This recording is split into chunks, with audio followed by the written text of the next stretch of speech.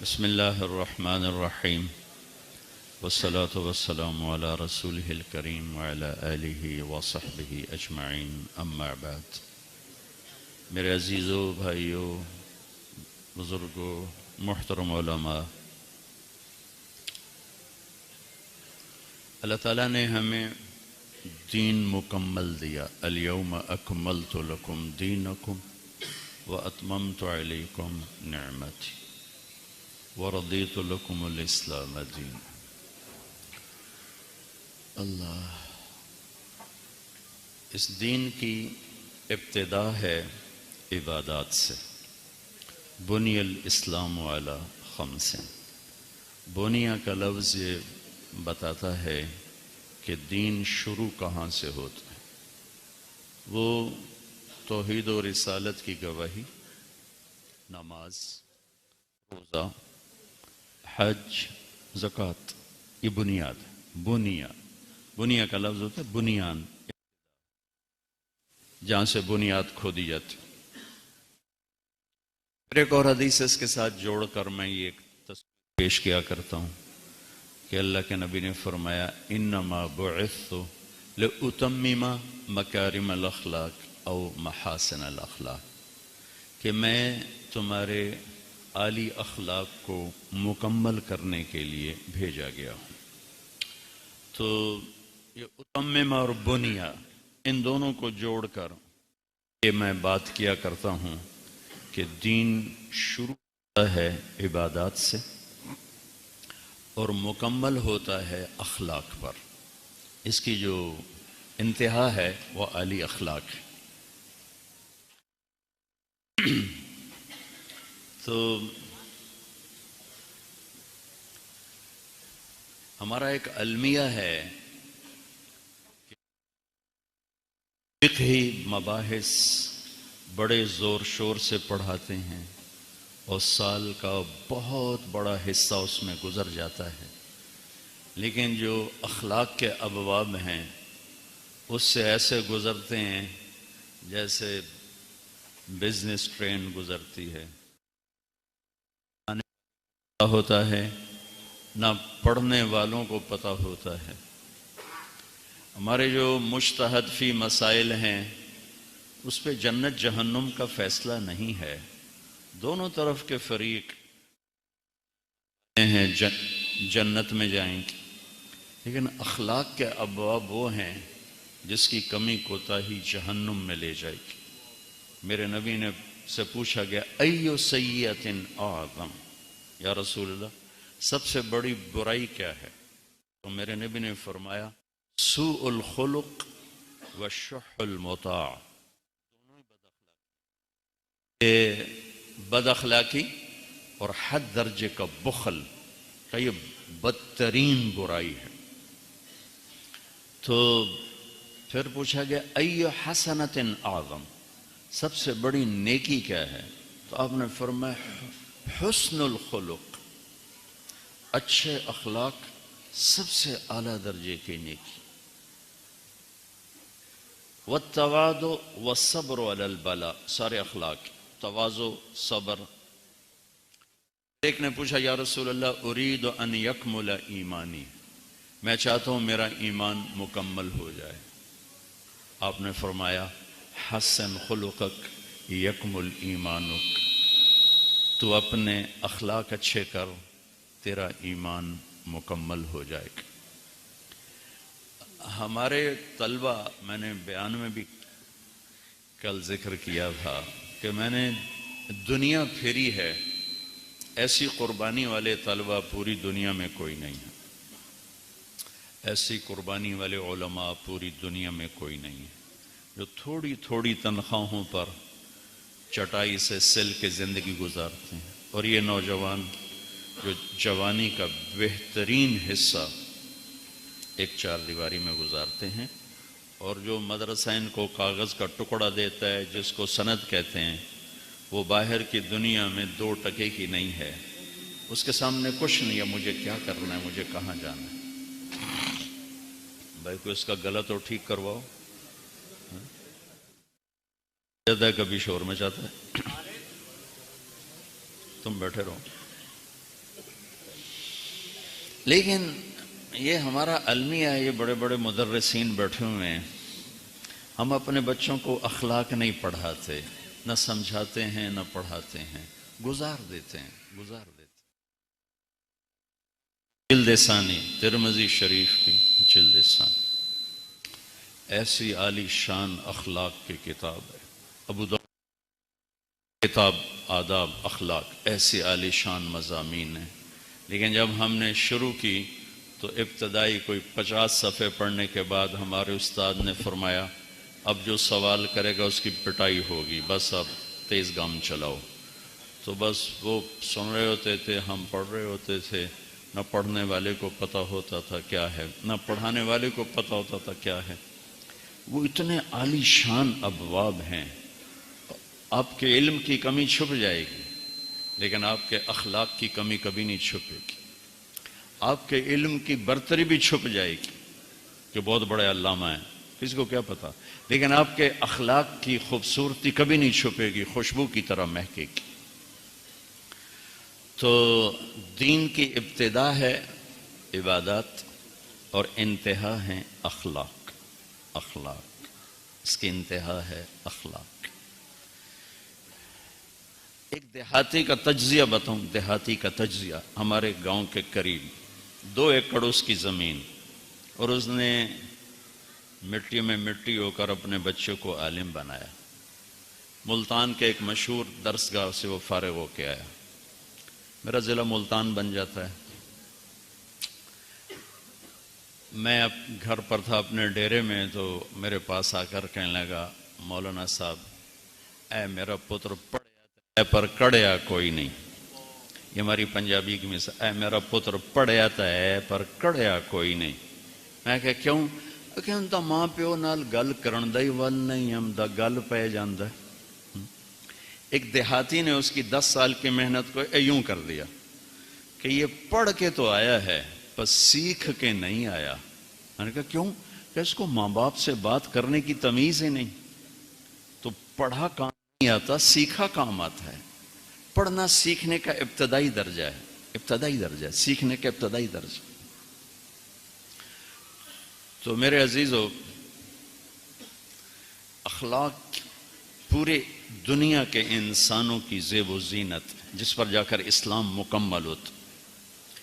میں نے بیان میں بھی سنایا تھا، میں حرم شریف میں بیٹھا ہوا تھا، ایک طرف چھپ کے مدینہ منور، 3 لڑکے آ کے، مصری اردنی امارات، کہنے لگے نستجیزک فی الحدیث، ہمیں حدیث کی اجازت۔ میں نے کہا تعرفوننی، مجھے جانتے ہو؟ کہنے لگے نہیں،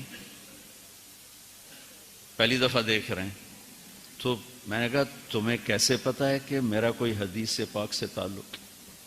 کہنے لگے بس عرفنا من سیماک، بس تیرے چہرے سے ہمیں ایسے اندازہ ہوا کہ کچھ اس کا ہے صحیح تعلق، باقی ہم تمہیں جانتے ہیں۔ کہا ٹھیک بیٹھو۔ میں نے اپنی سند بتائی، ایک تو میری سند ہے قراءتاً اور ایک ہے اجازتاً۔ اجازتاً میری سند اللہ نے بہت عالی بنائی ہے۔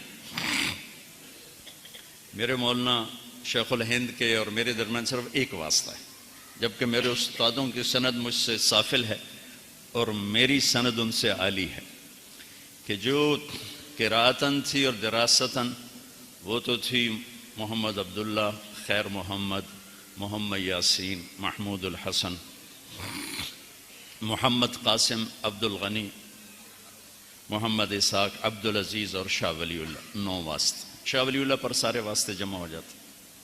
جب میں دورے سے فارغ ہوا تو ہمارے بر صغیر میں سند کے عالی سافل ہونے کی نہ خبر ہے نہ کوئی ذوق شوق ہے، جو کہ بتایا ہی نہیں جاتا نا، اور خارجی مطالعے کی طلبہ کو عادت کوئی نہیں ہے، اس لیے کہ وہ 6-7 سبق ہی اتنے تھکا دیتے ہیں کہ وہ بیچارہ بچہ کیا مطالعہ کرے گا۔ لیکن میں ذرا جنونی تھا تو میں خارجی مطالعہ کرتا تھا، تو تھوڑا بہت مجھے شدھ بدھ تھی کہ سند کا عالی ہونا بہت بڑا سرمایہ ہوتا ہے، علمی بھی اور اخروی بھی۔ تو جب میں فارغ ہوا تو اس وقت مولانا زہر گل صاحب رحمۃ اللہ علیہ حیات تھے، جو شیخ الہند کے براہ راست شاگرد۔ تو میں نے لڑکوں کو دعوت دی کہ چلیں ان سے اجازت لیں، ایک لڑکا تیار نہیں ہو، دو لڑکے ادھر ہی رہتے تھے، ایک فتح جنگ ایک بنو، تو ان کا راستہ وہی تھا۔ میں نے ان کو تیار کیا، یار تم تو ادھر ہی جا رہے ہو نا، چلو تھوڑا سا اور آگے چلے جائیں گے تو تیار ہو گئے۔ تو خیر قصہ مختصر، مولانا ظاہر گل رحمۃ اللہ علیہ کسی کو اجازت نہیں دیتے تھے، کسی کو۔ جب ان کے بیٹے سے بات کی تو وہ ہنس پڑے، کہنے لگے انہوں نے مولانا حامد میاں صاحب کے بیٹے کو اجازت نہیں دی تھی، تمہیں کہاں سے دیں گے، تمہیں تو جانتی ہیں۔ مولانا حامد میاں صاحب تو حضرت مدنی کے خلیفہ، اور وہ حضرت مدنی کے یار غار، کہا تو مجھے جانتے نہیں۔ تو میں نے کہا زیارت ہی کروا دو ہمیں، ملاقات تو کرا دو۔ تو ملاقات ہوئی تو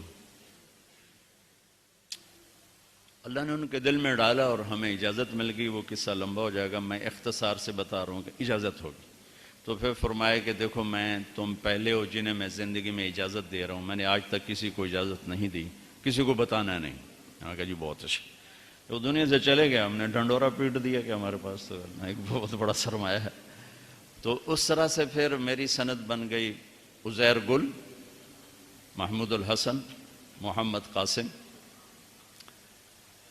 عبد الغنی، محمد اسحاق، عبد العزیز، ولی اللہ، ساتواں۔ تو ولی اللہ سے ابو طاہر مدنی، احمد القشاشی، اور ابراہیم الکردی، احمد القشاشی، ابو المواہب شناوی، محمد بن احمد رملی، ابو یحییٰ انصاری، ابن حجر اسقلانی، ابراہیم بن احمد التنوخی، احمد بن ابی طالب الحجار، حسین بن مبارک الزبیدی، عبد الاول بن عیسیٰ الحربی، عبد الرحمن بن مظفر الداودی، عبداللہ بن احمد السرخسی، محمد بن یوسف الفربری، اور محمد بن اسماعیل البخاری۔ تو میں نے ان کو بتائی تو کہنے لگے وقع، دستخط کرو۔ میں نے کہا ایک سوال کروں گا پھر دستخط کروں گا۔ کہنے لگے کیا؟ تو یہ بیٹھا تھا مصری، یہ اردنی، یہ اماراتی۔ میں نے کہا ما زینت العلم والعالم، عالم اور علم کی خوبصورتی کیا ہے، زینت کیا؟ تو مصری نے کہا التقوی۔ میں نے کہا لا۔ انہوں نے کہا تقوی، میں نے کہا نہیں۔ اماراتی اردنی بیٹھا تھا، اس نے کہا الزہد، زہد، میں نے کہا لا، نہیں۔ اماراتی نے کہا الاخلاص، اخلاص، میں نے کہا نہیں۔ کہنے لگے کیوں؟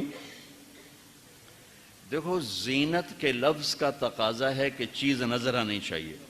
زینت وہاں بولا جاتا ہے جہاں نظر آئے۔ تو لہٰذا یہ کڑھائی کہاں کی جاتی ہے؟ کرتے پر یہاں کی جاتی ہے، ٹھیک ہے نا؟ ادھر کی جاتی ہے، کندھوں میں کی جاتی ہے، یہاں کی جاتی ہے، جہاں سے نظر آئے، جہاں سے نظر آئے۔ زینت کے لفظ کا مقتضا ہے کہ چیز نظر آنی چاہیے۔ کوئی بنیان پہ کڑھائی کرتا ہے پھر کرتا اٹھا کے دکھاتا پھر اے دیکھو، بنیان پہ تو نہیں ہوتی نا۔ کہ دیکھو لفظ زینت وہاں بولا جاتا ہے جہاں چیز نظر آئے، نظر ہی نہیں آتی۔ التقویٰ ہا ہونا، تقویٰ اندر، زہد ایک کیفیت ہے، اندر ایک آدمی بڑا مالدار ہے پر زاہد ہے، ایک آدمی بڑا فقیر ہے پر حریص ہے۔ لہذا زہد کا تعلق کوئی پھٹے کپڑوں سے نہیں، اور اعلیٰ پوشاک کا تعلق کوئی حرص و حوث سے نہیں۔ بھئی میں نے کہا تھا یہ دروازہ مت کھولو، کیوں مجھے ڈسٹرب کر؟ جو دیر سے ہے ادھر بجا کے بیٹھے۔ مجمع کا حق مارا جاتا ہے اس طرح۔ تو اخلاص ایسی چیز ہے جو بالکل ہی داخل، وہ تو خود صاحب معاملہ کو نہیں پتا کہ میرے اندر اخلاص ہے یا نہیں، مرنے پہ پتہ چلے گا۔ اس سے پہلے مفتی نعیم کیا دعویٰ کر سکتا ہے، طارق جمیل کیا دعویٰ کر سکتا ہے، مینگل صاحب کیا دعویٰ کر سکتا ہے۔ یہ تو موت پہ پتہ چلے گا کہ میں مخلص تھا یا کوئی اور تھا۔ تقویٰ تو پتہ چلتا ہے گناہ سے بچ رہا ہے، حرام سے بچ رہا ہے، اتق المحارم، حرام کردہ چیزوں تقوی والا ہے، دنیا سے بے رغبت ہے، پتہ چلتا ہے زاہد ہے۔ لیکن اخلاص ایسی باریک چیز ہے جو موت پہ جا کے یہ راز کھلے گا کہ کہ کیا میں اللہ کے لیے کر رہا تھا یا کوئی اس میں کوئی اور چیز بھی شامل تھی.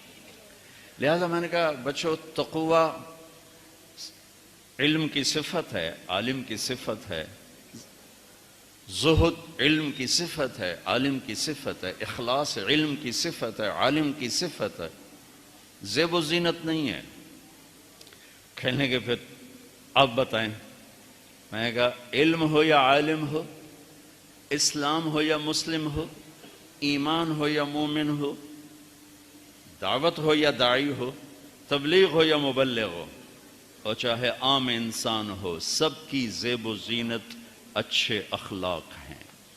مسلم و کافر، مومن و صالح و طالع، عالم و ان پڑھ، قاری و امی، سب کی زیب و زینت جس سے سارے عیب چھپ جاتے ہیں وہ اچھے اخلاق ہیں.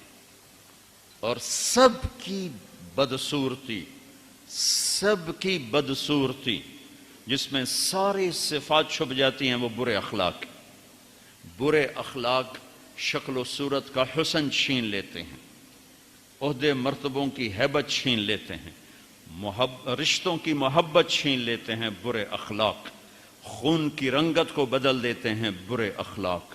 اور اچھے اخلاق وہ بہار ہے جس پہ خزاں آتی نہیں، وہ پھول ہے جو مرجھاتا نہیں، وہ خوشبو ہے جس کی مہک ختم نہیں ہوتی، آخری سانس تک اچھے اخلاق مہکتے ہیں مہکتے ہیں. میرے بھائیو، دنیا پھری ہے، نمازی بھی کروڑوں ہیں، روزے دار بھی کروڑوں ہیں، حج عمرے والے بھی کروڑوں ہیں، تہجد گزار بھی کروڑوں ہیں، سخی بھی لاکھوں کروڑوں ہیں.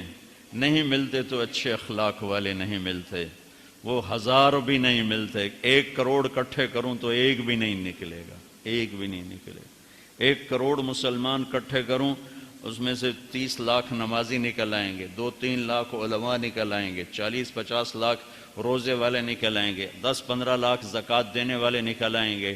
1 کروڑ میں ایک اخلاق والا نہیں ہے. عورتیں اکٹھے کر لو، مرد اکٹھے کر لو، عرب اکٹھے کر لو، عجم اکٹھے کر لو، ہم فقیر ہو چکے ہیں اخلاق کے لحاظ سے. اور گھر آباد ہوتا ہے اخلاق سے. وہ مولوی کا گھر ہو، وہ مفتی کا گھر ہو، وہ علامہ کا گھر ہو، وہ تاجر زمیندار کا گھر ہو، وہ سندھی بروہی مکرانی بلوچی پنجابی پٹھان کا گھر ہو، وہ مالدار اور فقیر کا گھر ہو، گھروں کو صرف اچھے اخلاق آباد کرتے ہیں. نہ مال و متاع، نہ زر جواہر، نہ عہدے نہ مرتبے، نہ شکل نہ صورت، نہ خاندان نہ نسب، نہ گھر نہ عمارتیں، نہ گاڑیاں نہ سواریاں. گھروں کی آبادی صرف اچھے اخلاق سے ہے، صرف اچھے اخلاق سے ہے، صرف اچھے اخلاق سے. اور کسی بھی گھر کی بربادی کے پیچھے ایک ہی سبب نظر آتا ہے، برے اخلاق، برے اخلاق، برے اخلاق.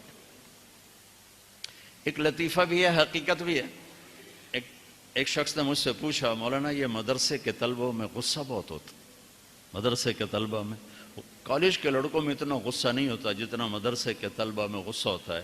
میں نے کہا بیچارے معذور ہیں، پہلے دن پڑھتے ہیں ضرب یضرب ضربا فہو ضارب، وہ پہلے دن ہی مار پٹائی سنتے ہیں، ضرب زید ضرب زید ضرب زید ضرب، بیچارے مار مور کے وہ مزاج ہی بن جاتا ہے، ضرب یضرب ضربا اضرب ولا تضرب. خیر یہ تو اس کے لیے لطیفہ تھا، لیکن حقیقت یہ ہے کہ اب ہمارے اہل مدارس جیسی قربانی شاید ہی دنیا میں کوئی دے رہا ہو علم کے لیے، لیکن صرف فقہی مباحث ہیں، فقہی مباحث ہیں. اس میں اخلاقی مباحث گول کر دی گئی ہیں، بتائی نہیں گئیں. ماں کے ساتھ کیا کروں، باپ کے ساتھ کیا کروں، بیوی شادی ہو رہی، فرحان نام ہے تمہارا، شادی ہو رہی، بیوی کے ساتھ کیسے چلنا ہے، کیا اخلاق ہیں، کیا ضابطے ہیں، کیا اصول ہیں. کسی کو ساتھ لے کے چلنا ہے، اکیلے چلنا تو آسان ہوتا، کسی کو ساتھ لے کے چلنا. ایک کوئی علماء عذاب بہت گزرے ہیں اور صوفے عذاب بھی گزرے ہیں، تو کسی ایک جن کی شادی نہیں تھی تو ایک کا انتقال ہوا، بڑے اللہ کے وہ نیک پیارے بندے تھے. کسی نے پوچھا انتقال کے بعد، خواب میں ملے، حضرت آپ کے ساتھ کیا ہوا؟ کہ اللہ نے میری بخشش فرما دی، لیکن ایک شادی شدہ مسلمان بچوں کو اوئے ہوئے، بچوں کی پرورش اور تربیت میں جو مشقت اٹھاتا ہے اس پہ جو جنت ہے اس کی مجھے ہوا بھی نہیں لگی، اس کی مجھے ہوا بھی نہیں لگی۔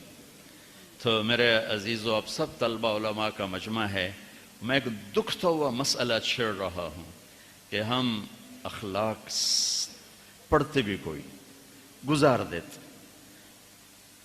رفع یدین کروں تو بھی انشاءاللہ جنت ہوں، نہیں کروں تو بھی انشاءاللہ جنت، اگر باقی چیزوں کی میں پابندی کر رہا ہوں۔ میں امام کے پیچھے سورۃ فاتحہ پڑھوں تو بھی انشاءاللہ جنت ہے، نہ پڑھوں تو بھی انشاءاللہ جنت۔ جو مختلف فی مسائل ہوتے ہیں وہ وسعت کے لیے ہوتے ہیں، نہ کہ تعصب کے لیے ہوتے ہیں۔ اب دیکھو، مولانا انور شاہ صاحب کشمیری رحمۃ اللہ علیہ سے بڑا وکیل احناف کوئی نہیں پیدا ہو سکتا، اور مفتی شفیع صاحب رحمۃ اللہ علیہ کے مضمون چھپا ہوا ہے کہ زندگی ضائع کر دی کہ ایک مجتہد فی چیز کو راجح ثابت کرنے میں ساری زندگی لگاتے۔ ابو حنیفہ کو میرے ترجیحات قائم کرنے کی کوئی ضرورت نہیں ہے، اور اللہ ان چاروں میں سے کسی کو رسوا نہیں کرے گا۔ امام شافعی رحمۃ اللہ علیہ ابو حنیفہ کی مسجد میں ہاتھ یہاں باندھ رہے ہیں، آمین نہیں کہہ رہے، رفع یدین نہیں کر رہے، تو لوگوں نے کہا حضرت آپ نے اپنا مسلک بدل لیا۔ کہا نہیں، مسلک نہیں بدلا، اس صاحب قبر کے احترام میں ایسا نہیں کیا کہ اس کے نزدیک یہ نہیں تھا۔ یہ ہماری اجتماعی خطا ہے کہ ہم نے ان چیزوں پہ زور لگا دیا جن کا جنت جہنم سے تعلق نہیں۔ یہ تو وسعت اسلام ہے، یہ اسلام کی وسعت ہے، اسلام کے خوبصورت رنگ ہیں۔ جس چیز نے رنگ بھرنا ہے، جس سے مجھے اچھا انسان بنانا ہے، وہ حدیث کے وہ ابواب ہیں جس میں اخلاق بیان کیے گئے۔ بولنا کیسے، دیکھنا کیسے، چلنا کیسے ہے، معاملہ کیسے ہے، برتاؤ کیسے ہے، ماں کے ساتھ کیسا ہو، باپ کے ساتھ کیسا ہو، بیوی کے ساتھ کیسا ہو، بچوں کے ساتھ کیسا ہو۔ میرے نبی فرماتے ہیں اکرموا اولادکم، اولاد کو عزت دو۔ سبحان اللہ۔ حضرت فاطمہ آپ کے گھر کی دیوار ملی ہوئی ہے، دیوار ملی ہوئی، اور ہفتے بعد نہیں آتی، روز آنا جانا ہے، یا اگلے دن یا اس سے اگلے دن، کثرت سے آنا جانا ہے۔ جب حضرت فاطمہ رضی اللہ تعالیٰ عنہ گھر میں تشریف لاتی، اللہ کے نبی میں بیٹھے ہوں، فاطمہ آ رہی، تو اب بیٹھے نہیں رہتے، اب کھڑے ہو جاتے تھے، زمین پہ بیٹھیں کھڑے ہو جاتے، چارپائی پہ بیٹھیں کھڑے ہو جاتے، بیٹی کے لیے وہیں نہیں کھڑے رہتے تھے، تیزی سے آگے بڑھتے تھے، دروازے تک جانے کی کوشش فرماتے اور اپنی بیٹی کا ہاتھ پکڑ لیتے، اس کا بوسہ لیتے، پھر ہاتھ پکڑے پکڑے لاتے اور پہلے اپنی بیٹی کو بٹھاتے پھر خود بیٹھتے تھے۔ ہمیں تو یہ اخلاق سیکھا۔ اس پر بحث کرتے، رفع یدین پہ بحث چل رہی ہے 10 دن، کیا ظلم و ستم ہے یہ۔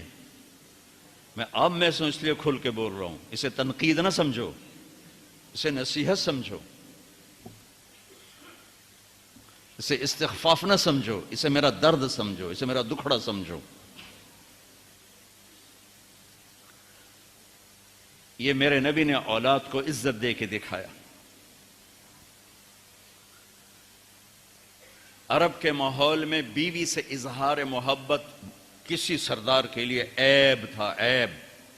معشوق کے لیے اظہار محبت فخر تھا، اس کے لیے شعر و شاعری فخر تھا، لیکن مجھے بیوی سے پیار ہے، یہ موت۔ ماحول ایسا ہے کہ بیوی سے اظہار محبت عیب ہے اور معشوق سے اظہار محبت فخر ہے۔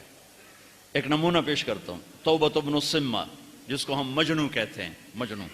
لیلہ تو لیلہ ہی تھی، لیکن مجنو کا نام توبہ بن السمہ الخفاجی، خفاجی مکے میں آباد ہیں، عراقی قبیلہ ہے عرب کا۔ تو اس کو لیلہ سے عشق ہے، ٹھیک ہے، چھپا نہیں رہا۔ آج اس کے اشعار میں 1300 سال کے بعد پڑھ رہا ہوں، وَهَلْ تَبْكِينَ لَيْلَا اِذَا مِتُّ قَبْلَهَا وَقَامَ عَلَى قَبْرٍ نِسَاءٌ نَوَائِحُ۔ شعر پڑھا، بیچ میں لیلہ، ٹھیک ہے، كَمَا لَوْ أَصَابَ الْمَوْتُ لَيْلَا بَكَيْتُهَا وَجَادَ لَهَا دَمْعٌ مِّنَ الْعَيْنِ صَافِحُ۔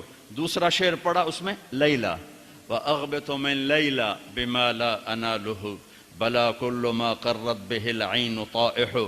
تیسرا شعر پڑھا لیلہ، ولو ان لیل الاخیلیۃ سلمت علی ودونی جندل وصفائح. چوتھا شعر پڑھا لیلا. یہ مزاج عرب ہے، یہ مزاج عرب ہے کہ معشوق اس لیے سودا، بثینہ، لیلا یہ سب استعارے بن گئے. ترکت ہوا لیلا وسعدا بمعزل. امام غزالی. ترکت ہوا لیلا وسعدا بمعزل وعدت الى مصحوب اول منزلی فنادت بي الاشواق مهلا فهذه منازل من تهوى رويدك فانزلي. یہ عام ہے، اظہار عام ہے، لیکن بیوی سے محبت کسی بڑے آدمی کے لیے موت ہے. لا نہیں سر، زبان پہ نہیں لا سکتا. یہ ماحول سمجھ میں آ گیا ہے؟ او بولو تو صحیح. ہاں، اس ماحول میں میرے نبی مسجد نبوی میں ہیں اور آپ کے گرد مجمع ہے، اور ایک شخص پوچھتا ہے یا رسول اللہ من احب الناس الیک. کان میں نہیں پوچھتا، کھل کے پوچھتا ہے. آپ اس کے کان میں نہیں بولتے یا رسول اللہ من احب الناس الیک، آپ کو سب سے زیادہ کس سے پیار ہے؟ آپ نے زور سے کہا عائشہ سے. عائشہ سے. مفتی نعیم کہے گا؟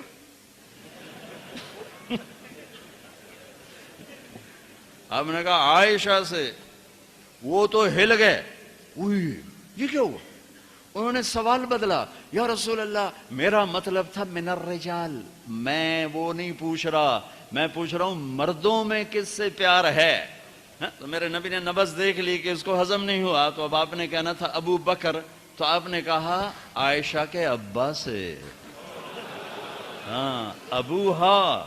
ابوہا مجھے پتا ہے، میں سمجھ گیا ہوں تو کیا کہاں سے بول رہا ہے. مجھے عائشہ کے ابا سے پیار ہے. یہ حدیثیں پڑھانے کی تھیں کہ جب اس بچے کی شادی ہوتی اسے پتہ ہو مجھے کسی کی بیٹی کو لے کے کیسے چلنا ہے. مختلفی ابواب تو مرور کے لیے ہوتے ہیں. اللہ نے امت کو تقسیم کر دیا ہے، بلاک بنا دیے ہیں. حنفی بلاک الگ ہے، شافعی الگ ہے، حنبلی الگ ہے، مالکی الگ ہے، سب جنت کے راستے اللہ کے فضل و کرم سے. لیکن یہ وہ ابواب ہیں جو ان بچوں نے نہ پڑھے تو یہ اپنی بیویوں کو خراب کریں، اپنے ماں باپ کو خراب کریں. میں نے ایک دفعہ اپنے استاد سے کہا استاد جی آپ نے ہمارے اندر تبلیغ اتار دی اور اللہ کی ذات سے امید ہے کہ اللہ مرتے دم تک کسی پہ چلائے گا، لیکن آپ نے ہمیں کبھی ماں باپ کی عظمت نہ بتائی، گھر کی زندگی نہ بتائی. میرا زمیندارہ ماحول تھا، میری ماں میرا باپ مجھے ٹینڈ کرانے کو ناپسند کرتے تھے. تو اب ہمارے ہاں اس طرح پھراؤ اس طرح پھراؤ. ہم نے اسے ہی سنت سمجھ یہ تو بدعت ہے. میرے نبی نے تو صرف عمرے کے لیے ٹینڈ کروائی ہے اور یا حج کے لیے کروائی ہے، باقی تو بال ہی رکھے ہیں. تو جب میری ماں کہتی ٹینڈ نہ کرو میں اس طرح پھرا کے آ جاتا. تو اتنا مجھے کوستی، اتنا وہ غمگین ہوتی. تو میں نے کہا اتنی گندی سی بات پر میں اپنی ماں کو دکھ دیتا رہا. پتہ ہی کوئی نہیں تھا، پتہ ہی کوئی نہیں تھا. جبکہ میرے نبی فرما رہے ہیں کہ میں عشاء کی نماز میں کھڑا ہوتا اور سورۃ فاتحہ پڑھ رہا ہوتا، ادھر سے میری ماں مجھے پکارتی تو میں اس کے لیے نماز توڑ دیتا. یہ مضامین پڑھانے کے. اور جب آپ حج پہ تشریف لے گئے، 12,000 کا مجمع لے کر نکلے آپ 25 ذوالقعدہ کو. اب وہاں پر پہنچتے پہنچتے میرا خیال ہے 60-70 ہزار ہو گیا ہوگا یا کم و بیش 40-50 ہزار.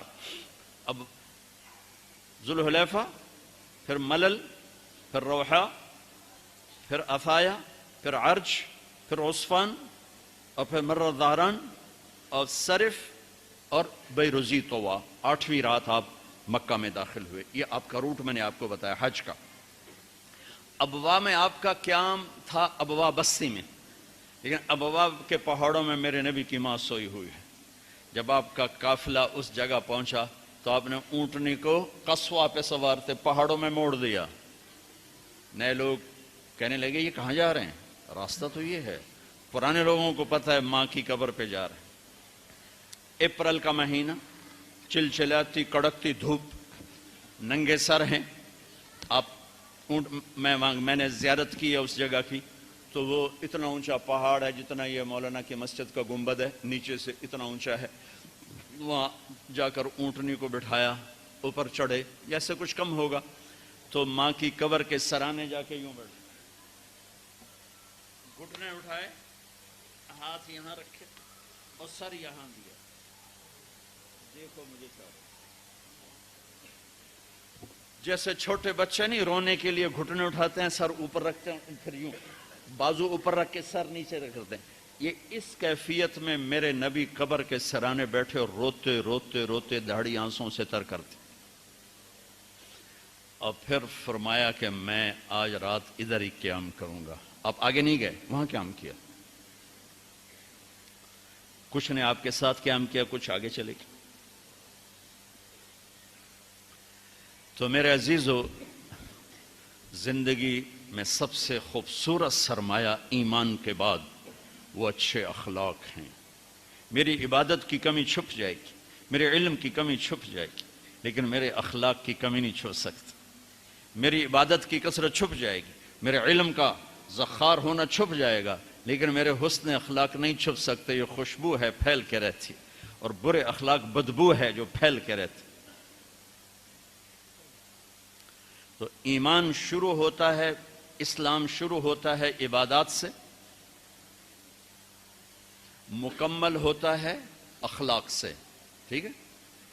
اور اخلاق مکمل کس سے ہوتے ہیں؟ حیا سے۔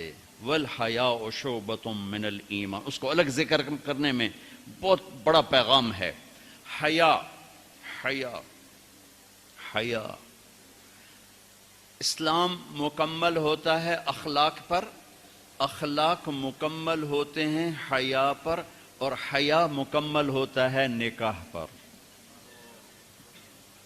جس معاشرے میں نکاح نہیں ہوتا وہاں زنا پھیلتا ہے، جب زنا پھیلتا ہے تو اللہ کی پھٹکار برستی ہے، اور قوموں کی قومیں، نسلوں کی نسلیں برباد ہو جاتی ہیں۔ جس معاشرے میں بد کرداری پھیل جائے، فحاشی پھیل جائے۔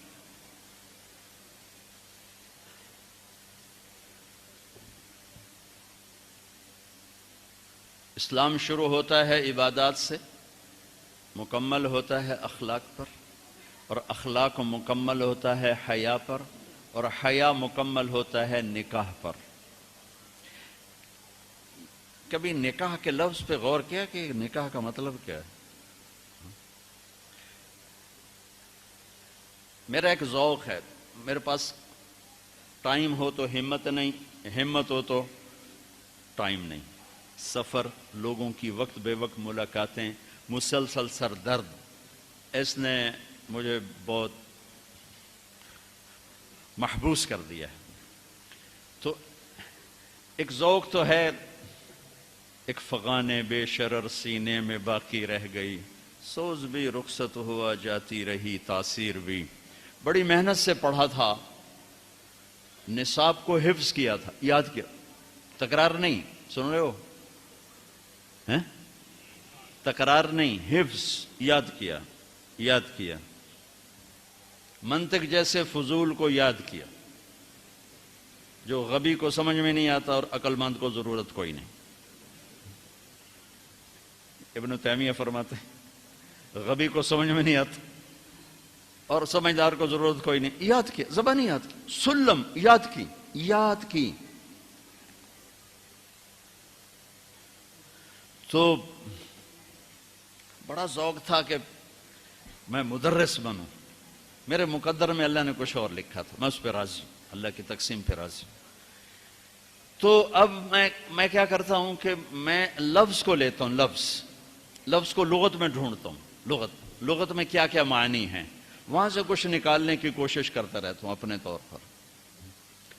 تو لفظ نکاح، نکاح کا کیا، نکاح، فرحان کا نکاح فلاں کی بیٹی کے ساتھ، قبول ہے، ہاں جی قبول۔ اور لفظ نکاح کا مطلب کبھی دیکھا کہ نکاح کسے کہتے ہیں؟ نکاح کی اصل ہے دو چیزوں کا یکجان ہو جانا، دو چیزوں کا یکجان ہونے کو نکاح کہتے ہیں۔ پھر اس کی چار شکلیں بتائی ہیں لغت میں۔ بارش کا زمین میں جذب ہو جانا، ہلکی بارش جس کا زمین میں جذب ہو جانا، بارش کا پانی اور زمین یکجان ہو جائیں، ٹھیک۔ دوسرا مطلب نیند کا آنکھوں پہ چھا کر اسے بند کر کے سلا دینا، نیند اور آنکھ یکجان ہو جائے۔ مرد کا عورت پہ اعتماد کرنا اس حد تک کہ دونوں یکجان ہو جائیں۔ درختوں کی شاخوں کا آپس میں مل کر ایک جان ہو کے چھاؤں بنا دینا، یکجان ہو جائیں، اس کو نکاح کہتے ہیں۔ اب لغت اٹھاؤ، کیا خوبصورت لفظ اللہ اس رشتے کے لیے لایا ہے۔ لایا تو قرآن ہے، فانکحوا النکاح من سنتی۔ سبحان اللہ، کیا حسن ہے اس کلام کا اور اس لغت کا۔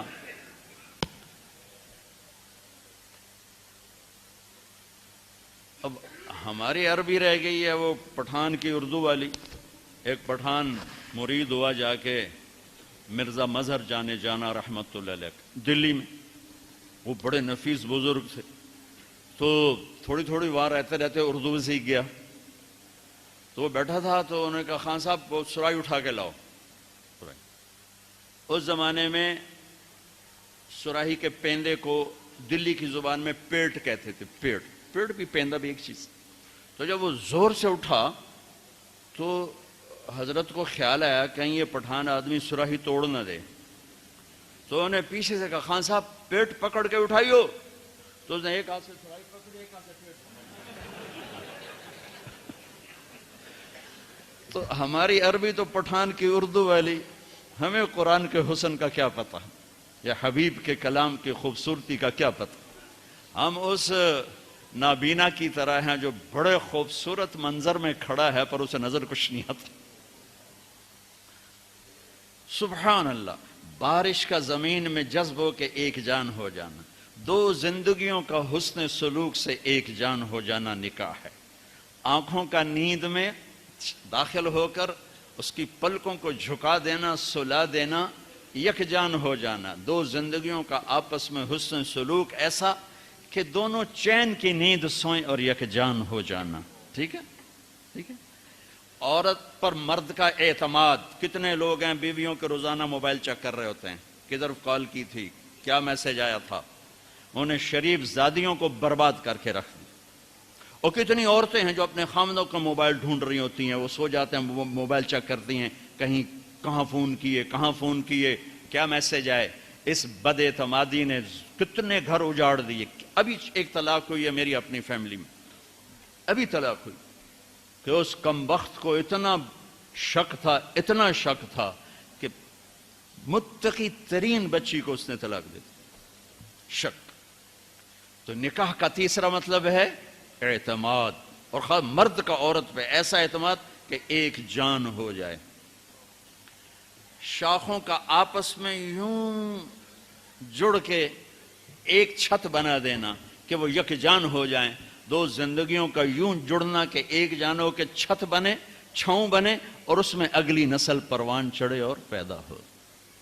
شیطان کو کیوں خامند اور بیوی کا جھگڑا سب سے زیادہ پسند ہے کہ چھاؤں ہٹ گئی اور اگلی نسل تباہ ہو گئی۔ شیطان روزانہ کچہری لگاتا ہے، پوچھتا ہے آج کیا کیا، کوئی کچھ کہتا ہے، کوئی کچھ کہتا ہے، سب کو ٹھنڈا جواب دیتا ہے، ٹھیک ٹھیک۔ ایک شیطان کھڑے ہو کر کہتا ہے حضور میں نے میاں بیوی کو لڑایا، تو کم وقت اپنی ایسی یوں اچھلتا ہے، تو ہے جو کر کے آیا ہے، آجا، اس کو گلے لگاتا ہے، اس کو اپنے پاس بٹھاتا ہے، کہتا ہے یہ ہے وہ کام۔ کیوں؟ کہ اس نے چھاؤں ہٹا دی، اس نے نیند اجاڑ دی، اس نے بارشوں کو روک دیا۔ کیا ہوگا؟ زمین بنجر، نیندیں برباد، اعتماد ختم، نسل برباد۔ کیوں طلاق کو سب سے زیادہ بدترین حلال کہا گیا؟ کیوں میرے نبی نے فرمایا علی طلاق سے بچنا؟ یا ایھا النبی اذا طلقتم النساء، یہ کیا ہے؟ یا ایھا الذین آمنوا اذا طلقتم النساء ہونا چاہیے، اے ایمان والو جب تم طلاق دو۔ دیکھو ماشاءاللہ سب طلبہ علماء بیٹھے ہو، یا ایھا الذین آمنوا اذا طلقتم النساء جوڑ لگتا ہے، اے ایمان والو جب طلاق دینے لگو۔ اللہ کہہ رہا ہے یا ایھا النبی، اے میرے نبی، اذا طلقتم النساء جب تم لوگ بیویوں کو طلاق دینے لگو۔ اس کا جوڑ کیا ہے؟ خطاب اپنے حبیب سے اور امر امت کو ہے۔ ارے میرے بھائیو، اللہ نہیں چاہتا کہ طلاق ہو، اللہ اپنے نبی کو سفارشی بنا کے لا رہا ہے کہ اس کا خیال کرو، طلاق نہ دو، اگر دینی ہے تو پھر یہ طریقہ ہے۔ اللہ اپنے نبی کو بیچ میں لا رہا ہے کہ بچو اس سے، بچو اس سے۔ امام غزالی کی روایت ہے کہ جس کی بیوی بدتمیز اور اس نے صبر کیا، جس کی بیوی بدتمیز اور اس نے صبر کیا تو اسے وہ اجر ملے گا جو نوح علیہ السلام اور لوط علیہ السلام کو ملا۔ جس کا خامد بدتمیز اور اس کی بیوی نے صبر کیا تو اسے وہ اجر ملے گا جو حضرت آسیہ کو فرعون کی زوجیت میں ملا۔ میرے بھائیو، سب سے اہم رشتہ خامد اور بیوی ہے، سب سے اہم رشتہ خامد اور بیوی ہے، سب سے اہم رشتہ خامد اور بیوی ہے۔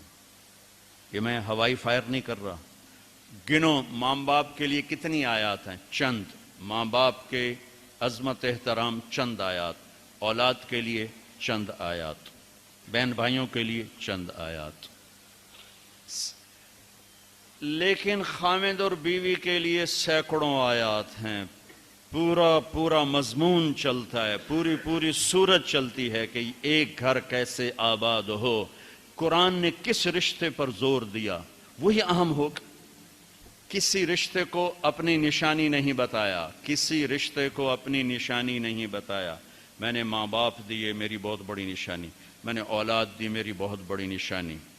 صرف ایک رشتے کو کہا میری بہت بڑی نشانیوں میں سے، جس طرح کہتا ہے ان فی خلق السماوات والارض، زمین آسمان، واختلاف اللیل والنہار، دن رات، والفلک التي تجری فی البحر بما ينفع الناس، سمندر میں کشتیاں، وما انزل اللہ من السماء من ماء فاحیا به الارض بعد موتها، آسمان سے بارش، وبث فیہا من کل دابہ، اور اللہ کی مخلوق چلتے پھرتی، وتصریف الریاح، اور ہواؤں کا ہیر پھیر، والسحاب المسخر، زمین آسمان کے درمیان بادل، ان سب کو اللہ کہتا ہے لآیات، یہ میری بہت بڑی نشانیاں ہیں، لقوم یعقلون، عقل والوں کے لیے۔ اب اس طرح اللہ نے خامد بیوی کے رشتے کو بھی فرمایا کہ میری بہت بڑی نشانی ہے، اور اپنی نشانیوں میں لائے، من آیاتہ، میری بہت بڑی نشانی کیا؟ ان خلقکم من تراب ثم اذا انتم بشر تنتشرون، میری کتنی بڑی نشانی ہے کہ مٹی کا بنا طارق جمیل بول رہا ہے، اور مٹی کے بنے یہ منظور مینگل جیسے علامہ بیٹھے ہوئے ہیں، یہ کتنی بڑی نشانی ہے کہ سارے مٹی کے بنے ہوئے، اور کیا ان سے نکل رہا ہے، کیا بول رہے ہیں، کیا چل رہے ہیں، ٹھیک ہے؟ اللہ کہتا ہے میری نشانی ہے۔ اگلی آیت چھوڑ دو، اس سے من آیاتہ خلق السماوات والارض واختلاف السنتکم والوانکم، میری بہت بڑی نشانی ہے کہ میں نے زمین آسمان بنائے، تمہاری زبانیں الگ، تمہارے چہرے الگ۔ اس سے اگلی من آیاتہ منامکم باللیل والنہار وابتغاؤکم من فضلہ، میری بہت بڑی نشانی سلا دیتا ہوں، اٹھا دیتا ہوں، رزق کو زمین میں ڈال دیا، تم نکالتے پھرتے ہو۔ من آیاتہ یریکم البرق خوفا وطمعا، میری بہت بڑی نشانی بادل، بجلی، بارش، گرج، چمک، کڑک، اجتماع میں کتنی بارش ہوئی، سب بھیگے پڑے تھے بیچارے۔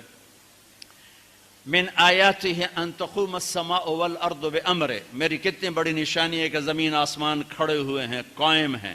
ٹھیک ہو گیا؟ میں نے ایک آیت چھوڑ دی تھی، جب میں نے کہا مٹی سے انسان نشانی، میرے دماغ نے کہا واقعی، جب میں نے کہا زمین آسمان میرے رب کی نشانی، میرے دل نے کہا بالکل صحیح، جب میں نے کہا سونا اٹھنا، رزق کی تلاش میرے اللہ کی نشانی، میرے دل نے کہا بالکل صحیح، جب میں نے کہا آسمان سے بارش، بجلی، گرج، چمک میرے رب کی نشانی، ہاں بہت بڑی نشانی، زمین آسمان قائم ہیں میرے رب کی نشانی، ہاں بہت بڑی نشانی۔ اب میں وہ آیت پڑھنے لگا جو میں نے چھوڑ دی، جس کو نہ میرا کبھی دل مانا نہ کبھی دماغ مانا، کہ اچھا یہ بھی اللہ کی نشانی ہے، یہ بھی کیا ہے؟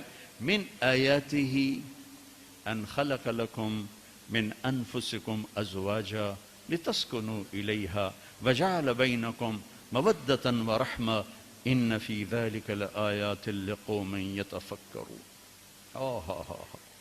میری بہت بڑی نشانی کہ میں نے خامد اور بیوی کا رشتہ بنایا، اور اس میں 3 چیزیں ڈالیں، سکون ڈالا، محبت ڈالی، ہمدردی کو ڈالا۔ اولاد سے گھر بھرا ہو، بیوی نہ ہو تو کہتا گھر ہی ویلا پہ، گھر ہی ویلا پہ۔ پوتے پوتیاں ہوں خامد نہ ہو تو بیوی کہتی گھر ہی سونا ہے، گھر ہی سونا ہے. لِتَسْكُنُوا إِلَيْهَا. ایک لفظ ہے للعالمین،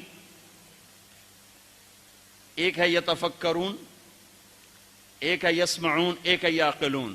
یتفکرون کا لفظ اللہ یہاں لائے، ان فی ذلک لآیات لقوم یتفکرون. سب سے طاقتور لفظ اس رشتے کے ساتھ جوڑا. خلق السماوات للعالمین. منامکم باللیل والنہار یسمعون. یریکم البرق خوفا وطمعا یعقلون. یعقلون یسمعون للعالمین. اور سب سے طاقتور لفظ لائے اس جگہ جہاں فکر لگے گا تو پتہ چلے گا یہ رشتہ بہت بڑا رشتہ ہو. یہ اللہ کی نشانی ہے، ورنہ کم فکر والے کو نہیں پتہ چلے گا. کتنا یہ رشتہ ذلیل ہو چکا ہے. کتنی بیویاں روزانہ مار کھاتی ہیں، کتنی بیویوں کو مارا جاتا ہے، گالیاں دی جاتی ہیں، ان کے ماں باپ کو گالیاں دی جاتی ہیں، ان کے بہن بھائیوں کو گالیاں. ساس سسر کتنی ننگی تلوار ہیں. تم سارے علماء مفتی بیٹھے ہو، کہیں ساس بہو کے رشتے کے کوئی حقوق آئے ہیں؟ کہیں سسر اور بہو کے رشتے کے کوئی حقوق آئے ہیں؟ لیکن میرا معاشرہ سارا حق ساس سسر کے آنے والی بہو پر ڈالتا. خامن تو بیچ میں شامل وا جائے، وچو پتہ نہیں کدو آ گیا، تو پچھاڑ سانو کرن دے جو کرنا. ایک عورت جب ماں ہوتی ہے تو روئیں روئیں سے محبت کے چشمے، جب ساس بنتی ہے تو روئیں روئیں سے زہر اگلنے لگ جاتی. یہ کیا معاشرہ ہے؟ اس معاشرے نے کو ہم، یہ علماء کا قصور ہے کہ انہوں نے معاشرت نہیں سمجھائی. معاشرت مشکل. ہدایہ کتنی جلدیں بولو؟ پہلی جلد عبادات، ٹھیک ہے، باقی 3 جلدیں معاملات معاشرت. تو کیا پتہ چلا کہ دین کا 1/4 عبادت ہے اور 3/4 اخلاق معاشرت اور معاملات. خود تمہاری سب سے بڑی کتاب فقہ تمہیں بتا رہی ہے. تو اللہ نے یتفکرون کا لفظ وہاں استعمال کیا جہاں واقعی فکر کرے گا تو سمجھ میں آئے گا، ورنہ نہیں سمجھ میں آئے گا. اچھا، ایک اس رشتے کی اہمیت اس وجہ سے سینکڑوں آیات ہیں. ایک اس کی کمزوری اس وجہ سے، اس کو بچانے کے لیے، چونکہ ماں بیٹے کا رشتہ ٹوٹتا نہیں، بہن بھائی کا رشتہ ٹوٹتا نہیں، باپ بیٹے کا رشتہ ٹوٹتا نہیں، خاوند بیوی کا رشتہ ایک بول پر ٹوٹ جاتا. اس کو بچانے کے لیے ادھر سے ادھر سے ادھر سے ادھر سے. اس لیے یہ فقہا کہیں گے کہ اللہ تعالیٰ نے بیوی کا حق رکھا کہ الگ گھر دو، اگر وہ مالدار ہے تو الگ گھر دے، تاکہ وہ میاں بیوی زندگی شروع کریں. ان کے مسائل تھوڑے ہوں گے. بیچ میں ساس بھی آ گئی، بیچ میں سسر بھی آ گیا، بیچ میں نند بھی آ گئی، دیور بھی آ گیا، بھابیاں بھی آ گئیں. وہ دیکھتی ویسی چٹنی بن گئی پہلے دن. چند دن پہلے ہمارا ایک ساتھی بتا رہا تھا جی کہ وہ صاحب جب بیوی کو مارتے تھے نا تو ساتھ ان کے ابا بھی آ جاتے، ان کی اماں بھی آ جاتی، ان کی بہن، ان کے بھائی، سارے مل کر بیوی کی پٹائی کرتے تھے. اور بڑا دیندار گھرانہ کہلاتا تھا وہ علاقے کا. اگر وہ الگ گھر نہیں لے کے دے سکتا تو کرائے پر لے کر دے، اس کو الگ رکھیں. اگر اس کا مطالبہ ہے، مطالبہ نہیں پھر تو ٹھیک. اگر کرائے پر بھی لینے کی سخت نہیں تو گھر میں پورا پورشن اس کو لے کر دے، پورا پورشن دے جس میں وہ آزاد ہو. اگر اس کی بھی ہمت نہیں تو ایک کمرہ، ایک کچن، ایک ٹوائلٹ اس کا الگ ہو جس میں اور کوئی نہ ہو. اگر اس کی بھی ہمت نہیں تو پھر روزے رکھے تھے، تسبیح پڑھے، کسی دین کو برباد نہ کرے، پھر کسی کی بیٹی کو برباد نہ کرے، پھر اپنے روزے رکھے. یا معاشر الشباب من استطاع منکم الباءۃ فلیعفل وان لم یستطع فعلیہ بالصیام. پھر روزے رکھو، تسبیح پڑھو، کسی کی بیٹی کو برباد نہ کرو. یہ بہت خوبصورت رشتہ ہے، لیکن جوائنٹ فیملی سسٹم نے اسے تباہ کر کے رکھ دیا. جوائنٹ فیملی سسٹم بہت اچھا، مشترکہ نظام زندگی بہت اچھا تھا جب ایک دوسرے کے حقوق کا پتہ تھا. اب حقوق کا نہیں پتہ، لہٰذا ادھر سے آگ، ادھر سے آگ، ادھر سے آگ، ادھر سے آگ. میں سر درد کا مریض ہوں، تھوڑی تھکاوٹ شروع ہو جاتا، فاقہ شروع ہو جاتا، تو میں روزے رکھنے کے لیے مری چلا جاتا ہوں کہ بھئی چلو کوئی ٹھنڈک، روزے کا لمبا ہونا اور ٹھنڈک شاید اس کو کچھ وہ بیلنس کر دیتا ہے، تو میں کچھ 3-4 روزے پھر بھی چھوٹ جاتے ہیں لیکن اکثر پورے ہو جاتے ہیں۔ تو بھوربن میں وہاں ایک جگہ میں ٹھہرتا ہوں، تو عصر کے بعد میں تھوڑا بیان کرتا ہوں معاشرت پر۔ تو پہلی دفعہ جب میں وہاں ٹھہرا تو 8ویں دن امام مسجد کی بیوی آئی ہمارے پاس، میری بیگم کے پاس، کہ جی بیگم صاحب میں نے آپ کا اور مولانا کا شکریہ ادا کرنا ہے کہ آج میری زندگی کا پہلا ہفتہ ہے میرے خامند نے مجھے مارا نہیں۔ پہلا ہفتہ امام مسجد، امام مصلی پہ کھڑے ہونے والے، کہا پہلا زندگی کا ہفتہ ہے میرے خامند نے مجھے مارا نہیں، ورنہ میری ہر دوسرے دن پٹائی ہوتی تھی۔ اور 10ویں دن امام صاحب خود آ گئے، کہا مولانا صاحب ہمیں پتہ ہی نہیں تھا زندگی کیسے گزار، ہمارے جو ماحول میں تھا ہم وہی کر رہے تھے۔ کہ میرے بہنوئی نے میری بہن کی ایک دفعہ ٹانگ توڑی، ایک دفعہ بازو توڑا، اور عالم دین ہے، عالم دین ہے، ہمیں کسی نے یہ بتایا نہیں تھا، ہم نے زندگی میں پہلی دفعہ یہ باتیں آپ کے منہ سے سنی کہ زندگی کیسے گزار۔ تو فرحان کی زندگی فتوے سے نہیں چلے گی کہ میں مفتی نعیم کا بیٹا ہوں، یہ تو حسن اخلاق سے چلے گی، میٹھے بول سے چلے گی۔ میرے نبی حضرت عائشہ کو لقمے بنا کے کھلاتے تھے، کوئی اظہار عشق تھا، اللہ کی قسم اظہار تعلیم تھا، تعلیم تھی، سکھایا کہ زندگی گزارنی کیسے۔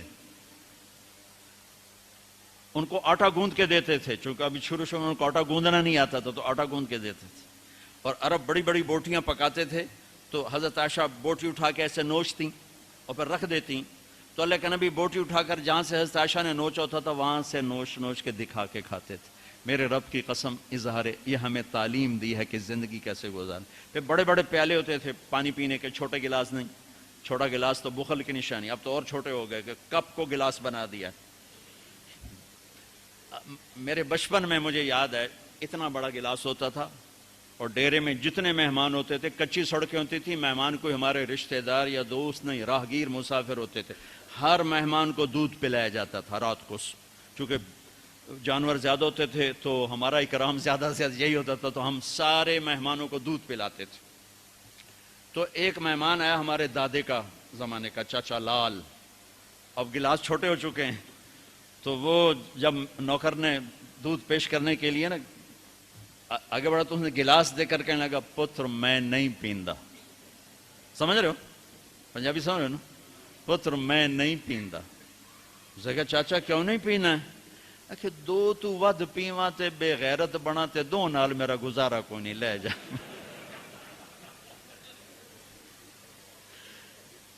تو بخل کا زمانہ آ گیا، چھوٹی چھوٹی گلاسیں آ گئی، تو بڑے بڑے گلاس ہوتے تھے، تو ہم عائشہ رضی اللہ عنہا پانی پی رہے ہیں، رکھ دیا، میرے نبی اٹھا کر جہاں حضرت عائشہ کے ہونٹ لگے ہوتے تھے وہاں ہونٹ رکھ کے پانی پیتے تھے۔ صرف تعلیم۔ جس ہستی نے اللہ کو آنکھوں سے دیکھ لیا ہو اس کو کسی چیز کی رغبت ہو سکتی ہے؟ جنت بھول جائے گی جب اللہ اپنا دیدار کرائیں گے اور پھر پردہ پوشی فرمائیں گے تو کہیں گے یا اللہ جنت نہیں چاہیے، تو چاہیے، بس تجھے دیکھتے رہیں، بیٹھے رہیں تصور جانا کیے ہوئے از لذت دیدارش، خسرو چتواں گفتن سر دادن و جان دادن نادیدہ رخ یارے۔ امیر خسرو کہہ رہے ہیں کہ یا اللہ بن دیکھے تیرے لیے لوگ سولیوں پہ چڑھ گئے، آروں سے چر گئے، چھروں سے کٹ گئے، بن دیکھے تیرے عشق میں جب تجھے دیکھیں گے تو کیا حال ہوگا۔ از لذت دیدارش خسرو چتواں گفتن سر دادن و جان دادن نادیدہ رخ یار۔ تو جس ہستی نے اللہ کو دیکھا ہو ان کے لیے عورتوں کی کیا رغبت ہے؟ یہ صرف سکھانا۔ ایک حدیث سنا دے، ما تزوجت وما زوجت الا بوحی من السماء نزل به جبریل۔ لوگوں میں نے جہاں شادی کی، میں نے جہاں بیٹی دی، پہلے آسمان سے وحی آئی پھر میں نے قدم اٹھایا۔ اللہ کی قسم ہمیں سکھانے کے لیے تھا، ہمیں سکھانے کے لیے۔ ہاں سفر سے واپسی ہو رہی ہے، ٹھیک ہے، آپ نے صحابہ سے کہا چلو بھائی تیز ہو جاؤ، وہ سارے تیز ہو گئے، یہاں تک کے نظروں سے غائب ہو گئے، ٹھیک۔ تو اب کون رہ گئے؟ اما عائشہ اور میرے نبی۔ تو اما عائشہ نہیں، میرے نبی نے کہا عائشہ دوڑ لگائیں، دوڑ لگائیں؟ لگائیں. اللہ اکبر. مفتی نعیم کا اتنا بڑا پیٹ، یہ دوڑ لگائے گا بیگم کے ساتھ؟ اور مولانا منظور مینگل کا اس سے بھی بڑا ہو گیا، یہ لگائیں گے؟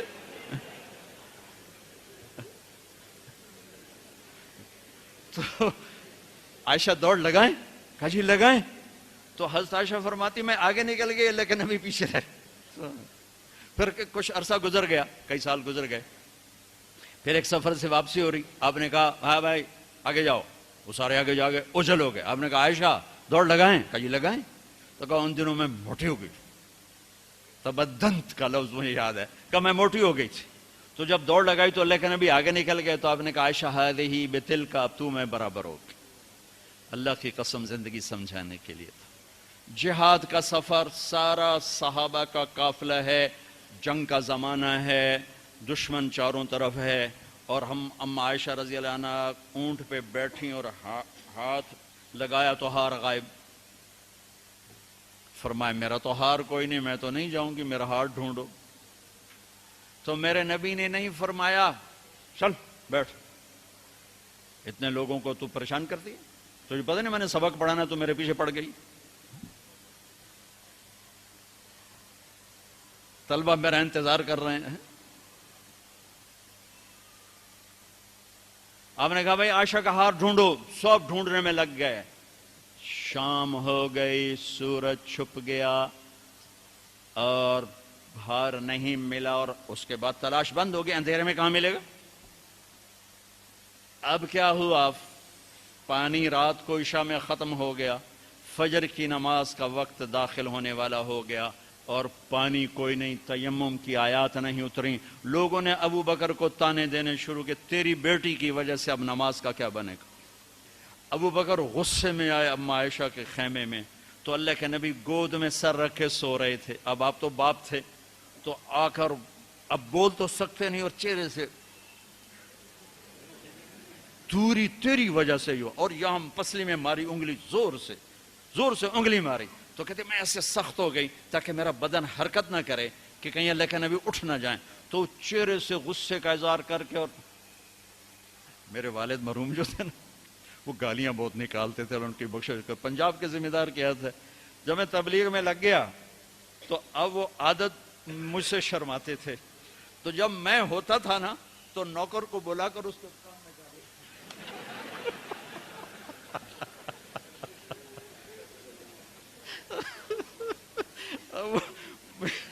جوانی کی عادت بڑھاپے میں تو جا نہیں سکتی تھی، تو پھر وہ آہستہ آہستہ گالیاں نکال اپنا کوٹا پورا کر لیتے تھے. تو ابو بکر صدیق رضی اللہ عنہ میں کہ کہیں بھائی اللہ کا نبی اٹھنے کرتے رہو، انگلی مارتے رہے. تو اللہ نے آیات تیمم اتار دی. اس موقع پر تیمم کی آیات پہلی دفعہ 8000 سال میں یہ ہونے لگا ہے. بھلا مٹی سے آدمی صاف ہوتا ہے اور گندا ہو جاتا ہے؟ اللہ نے کہا نہیں، فتیمم، چلو تیمم کرو. اب سارے صحابہ میں خوشی کی لہر، اور سعد بن عبادہ کہنے لگے اے آل ابو بکر، یہ پہلی تو نعمت نہیں ہے جو تمہارے گھرانے کے طفیل ہمیں ملی ہے، اس سے پہلے بھی بڑی نعمتیں تمہارے گھر کی طفیل ہمیں ملی ہیں. اللہ نے تیمم کی آیت اتار.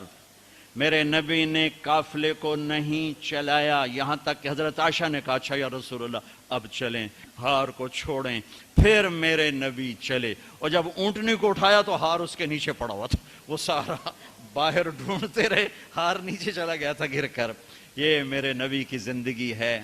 یہ مینگل صاحب سے کہتا ہوں پڑھائیں، مفتی نعیم سے کہتا ہوں یہ زندگی پڑھائیں کہ ان کی بیویاں ان کو دعائیں دیں، ان کے ماں باپ ان کو دعا دیں، ان کی اولاد ان کو دعا دے. وہ باپ نہیں ہے جس کو دیکھ کے بچے ڈر جائیں، وہ تھانے دار ہے. تھانے دار بیٹھا ہوا ہے. وہ استاد نہیں جس کو دیکھ کے شاگرد ڈر جائے، وہ تھانے دار ہے. وہ خامد نہیں ہے جس کو دیکھ کے بیوی سہم جائے، وہ تھانے دار ہے. خامد وہ ہے جس کو دیکھ کے بیوی خوش ہو، باپ وہ ہے جس کو دیکھ کے اولاد خوش ہو، استاد وہ ہے جس کو دیکھ کے شاگرد خوش ہو. اپنے مصنوعی روب جمانا کہ استاد کی ہیبت ہونی چاہیے. ارے ہیبت، محبت ہونی چاہیے. محبت سے علم منتقل ہوتا ہے، ہیبت سے نہیں ہوتا. محبت سے محبت سے جا کر فریکوینسی ملتی ہے، کال ملتی ہے، اور پھر جذبات منتقل ہوتے ہیں تو محبت بٹھانے کے چکر میں۔ تو گھروں کی آبادی کا تعلق میرے عزیزو وہ حسن سلوک، بیوی کے سلوک اچھا ہو، بیوی کے اخلاق اچھے ہوں، گھر آباد، خامند کے اخلاق اچھے ہوں، گھر آباد ہے۔ اولاد سے حسن سلوک ہو، اولاد پہلے 10 سال اولاد کو دے دو، ساری زندگی تمہیں دے گے۔ 3 سال کا بچہ اسکول ڈال دیتے ہیں، 3 سال کے بچے کو روتے ہوئے بھیجتے ہیں، روتے ہوئے لاتے ہیں، اس کے دل میں ماں باپ کی نفرت جمنا شروع ہوتی۔ میں 11 سال کا تھا جب میرے باپ نے مجھے گاؤں سے سینٹرل ماڈل اسکول لاہور بھیجا کہ اس کو ڈاکٹر بنانا ہے۔ 11 سال کی عمر ماں باپ سے جدا ہونے کی نہیں ہوتی۔ اللہ نے ہمیں ایک چھوٹی سی بادشاہت دی اپنے علاقے کی، اور وہاں میں ہاسٹل میں چلا گیا، روٹی کھانے جاؤ میس میں، اور کپڑے دھونے کے لیے دھوبی تلاش کرو، بستر خود اٹھاؤ، کپڑے خود سیٹ کرو۔ تو میں اندر سے ٹوٹ گیا، بکھر گیا، اور میرا دل ماں باپ کی محبت کے لیے مر گیا۔ پھر نہ زندہ ہو سکا، نہیں زندہ ہو سکا۔ میں اپنے بھائی پہ رشک کرتا تھا، وہ میٹرک تک ماں باپ کے ساتھ رہا، وہ ماں سے ایسے لاڈ کرتا تھا کہ میں اپنی بیگم سے کہتا یہ جیسے میرا بھائی ماں کے ساتھ کرتا ہے، میرے اندر یہ جھوک نہیں اٹھتی۔ میں نے اللہ کے فضل سے تبلیغ میں لگنے کے بعد نوکر کی طرح ماں باپ کی خدمت کی، لیکن دل نے ساتھ نہیں دیا کہ وہ شمع بجھی جل نہیں سکی۔ آج کے ماں باپ 3 سال کے بچے کو اسکول ڈال کے کیسے کہیں کہ ہمارا بچہ ہمارا فرما بردار ہو؟ نہ ماں نے گود دی، نہ باپ نے سایہ دیا۔ ایک ماں 2 بچے نہیں سنبھالتی، ایک ٹیچر 30 بچے کیسے سنبھالے گی تھوڑی تنخواہ کے ساتھ؟ تنخواہیں تھوڑی۔ ہمارے اسکول تو آج کل تعلیمی ادارے نہیں ہیں، کاروباری ادارے ہیں۔ ایک لطیفہ ہے، ایک مس نے بچوں سے کہا بچوں بولو CUP سپ، سپ سانپ، ٹھیک ہے نا، CUP سپ۔ لڑکوں نے کہا نہیں مس CUP تو کپ ہوتا ہے، کہ نہیں کہو CUP سپ، کہ نہیں مس CUP کپ ہوتا ہے، کہ بیٹو اتنی تھوڑی تنخواہ میں CUP سپ ہی رہے گا، کپ نہیں ہو سکتا ہے۔ تو ہمارے اسکولوں کی یہ تعظیم ہے، یہ اللہ کے بندے خود کروڑوں روپے کماتے ہیں اور امپلائز کو اتنا بھی نہیں دیتے کہ روٹی ڈھنگ سے کھا سکے، تو انہوں نے بچوں کی تربیت کا کرنا، انہوں نے بچوں کو کیا پڑھانا؟ جو ماں بچے کے لیے نہیں تھک سکتی، پھر اس موبائل نے اولاد ماں باپ کو ایک دوسرے سے کاٹ کے رکھ دیا۔ ہمارے فیصل آباد میں ایک خاتون اسکول ٹیچر اور خاوند ان کے اچھے پوسٹ پر، تو وہ پیپر چیک کر رہی تھی، رونے لگی۔ تو ان کے خاوند نے پوچھا کیوں رو رہی؟ اس نے ایک پیپر آگے کر دیا، رول نمبر ڈیش ڈیش۔ تو اس میں ایک تھا کہ آپ کیا بننا چاہتے ہیں، بچوں سے سوال آپ کیا بننا چاہتے ہیں؟ تو اس بچے نے لکھا تھا کہ I want to be a smart phone, میں اسمارٹ یہ موبائل بننا چاہتا ہوں، یہ آئی فون بننا چاہتا ہوں اور سیمسنگ فون بننا چاہتا ہوں، اس لیے کہ جب میں گھر آتا ہوں تو میں دیکھتا ہوں میری ماں مجھے اتنی توجہ نہیں دیتی جتنے اپنے موبائل کو دیتی ہے۔ جب میں اس سے بات کرتا ہوں تو مجھے نہیں دیکھتی، موبائل کو دیکھتی رہتی، مجھ سے باتیں کرتی ہے۔ اور جب میں اپنے ابا سے بات کرتا ہوں، اپنے لیپ ٹاپ پہ بیٹھا ہوتا ہے، وہ اسے دیکھتا رہتا ہے، مجھے توجہ نہیں دیتا۔ تو اس سے اچھا ہے کہ میں انسان کی بجائے ایک موبائل فون ہوتا کہ میرے ماں باپ مجھ سے پیار تو کرتے۔ تو اس نے میاں نے کہا تو اس میں رو کیوں رہے ہو؟ کہ یہ تیرے بیٹے کا پیپر ہے، یہ میرے تیرے بیٹے کا پیپر ہے، یہ میرے تیرے بیٹے کا پیپر ہے۔ ایک اس موبائل نے ہماری زندگیوں کو تلخ کر دیا، برباد کر دیا، تباہ کر دیا۔ یہ استعمال کی چیز تھی، نہ کہ ہلاکت کی چیز۔ میراسیاں نو پتر ملیا، انہیں چم چم کے مار چھڑیا۔ پاکستانیوں کو موبائل ملا، ٹائلٹ میں بھی بول رہے ہوتے ہیں، ٹائلٹ میں بھی سودے کر رہے ہوتے ہیں یہ یوسف جیسے۔ اتنی تلخ زندگی، گاڑی چلاتے ہوئے موبائل، کہاں ٹکر مارو گے؟ میرے کالج کا جگری یار 2 ٹکڑے کر دیا بس والے نے اس کے پیچھے، پوری گاڑی اس پر چڑھا دی۔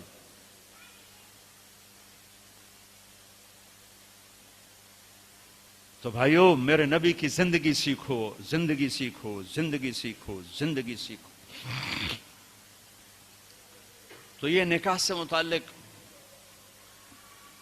چند باتیں ہیں جو میں کہا کرتا ہوں، یہ عام طور پہ ہمارے سامنے نہیں ہیں۔ ضبط، برداشت۔ اگر زندگی کو نکھارنا ہے، ضبط کرنا سیکھو، برداشت کرنا سیکھو، غصے کو پینا سیکھو۔ یغلبن الکریم ویغلبہن اللئیم۔ اللہ اکبر۔ میرے نبی نے فرمایا اخلاق والے پہ بیویاں غالب آ جاتی ہیں اور بد اخلاق بیویوں پہ غالب آ جاتے ہیں. لَأَنْ أَكُونَ مَغْلُوبًا كَرِيمًا أَحَبُّ إِلَيَّ مِنْ أَكُونَ غَالِبًا لَئِيمًا. میں اخلاق والا بن کے بیوی سے دب کے رہوں، یہ مجھے پسند ہے اس بات سے کہ میں بد اخلاق ہو کر، کمینہ ہو کر بیوی پہ غالب آؤں. لئیم بد اخلاقی کی آخر جس کو ہم کمینہ کہتے ہیں.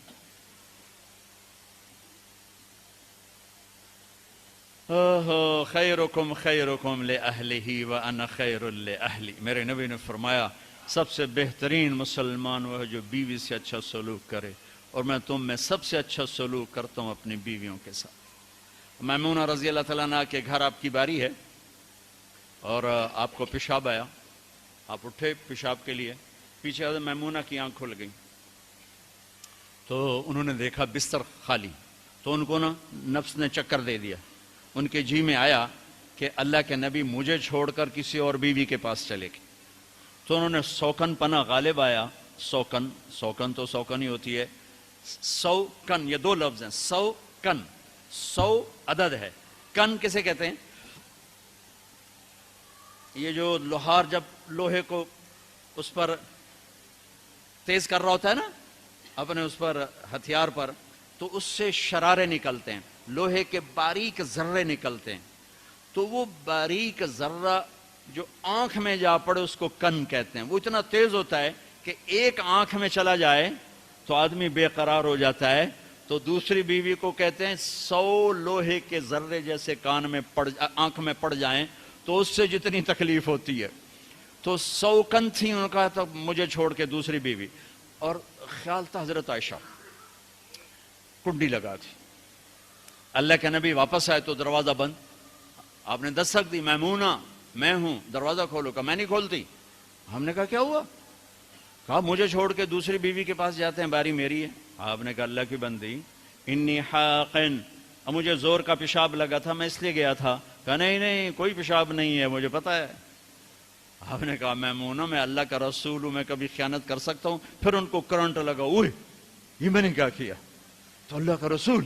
پھر ڈرتے ڈرتے دروازہ کھولا، پتہ نہیں اللہ کے نبی کیا کریں گے. آپ اندر آئے اور مسکرائے اور جا کر اپنی چارپائی پہ لیٹ.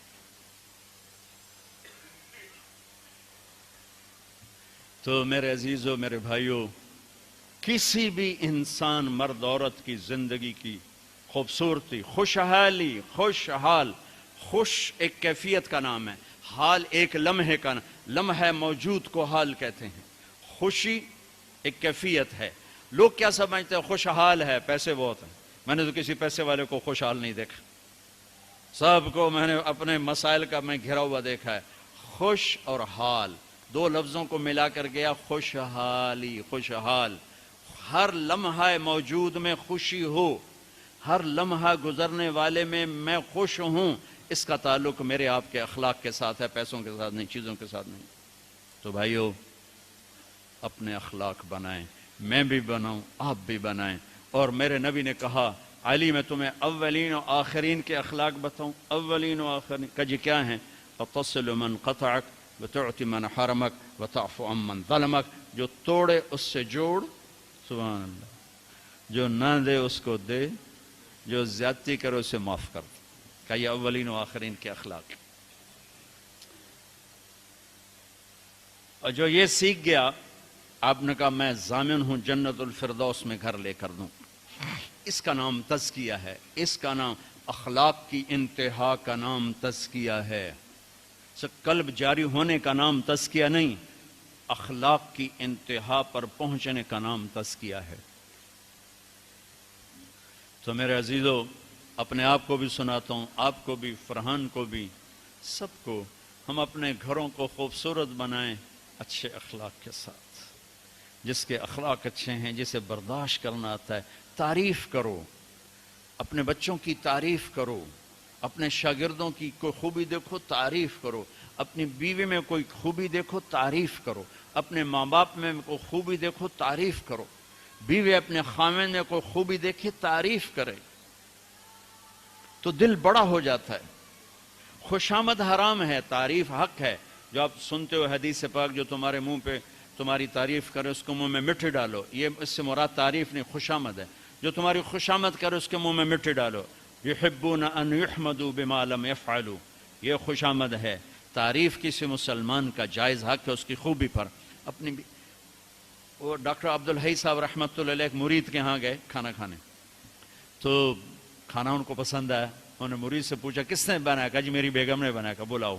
وہ بیگم آ گئی تو کہنے لگے بیٹی میں نے آپ کے ہاتھ کا پکا کھانا کھایا، بہت بڑھیا تھا، بہت پسند آیا، جزاک اللہ خیر، جزاک اللہ خیر.